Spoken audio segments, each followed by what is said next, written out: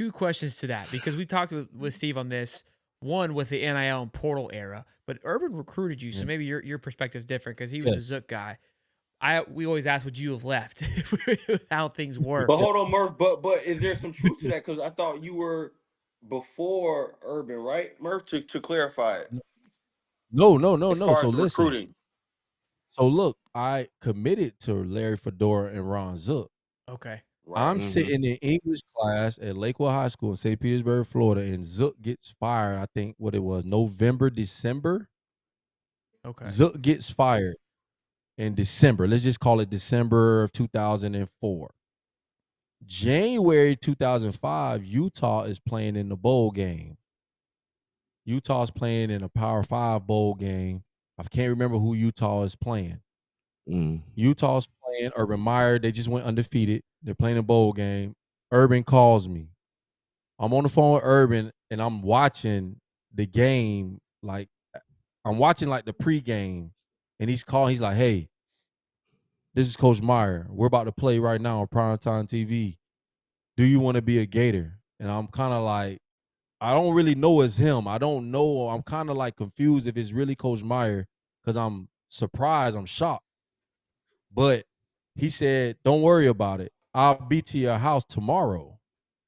So I'm like, "What? Like, bro, Coach Meyer coming to my house tomorrow, bro? Like, there's no way Coach Myers is coming to my house and they about to win the bowl game." So I watched the game. They win the bowl game, and my right hand on the Bible, bro. He shows up to my house the very next day with Coach Loxley. You know Coach Loxley? Remember Coach Loxley, Yeah, Steve? yeah. Running back coach. Running back coach, Coach Lotz, who was the Mike head coach of Locksley. University of he's the head coach at Maryland Maryland. for the last 10 years, University of Maryland for the last 10 years. Him and Mike Loxley and Urban Meyer are sitting on my couch the day after they won the bowl game against whoever Utah played and was undefeated against. So then Urban sits in and my mom, I'm half Samoan. So my mom has like Samoan culture stuff in the house. And he's like, "Oh, you're Samoan?" I was like, "Yeah, coach, I'm Samoan, man. I'm Samoan and black."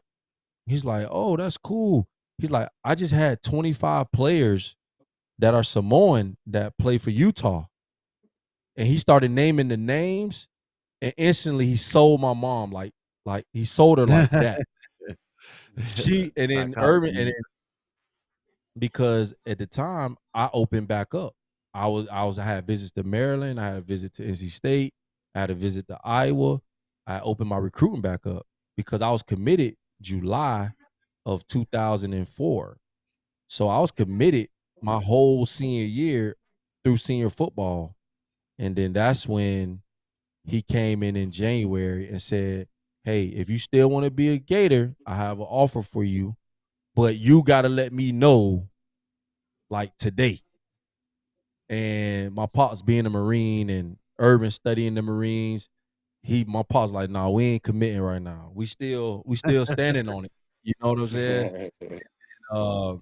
So yeah, and then that was the beginning of me and Herb's relationship. Was from there, and then that's when Herb goes to Gainesville. Literally, probably that very next day. He probably went to Gainesville before he came to the house.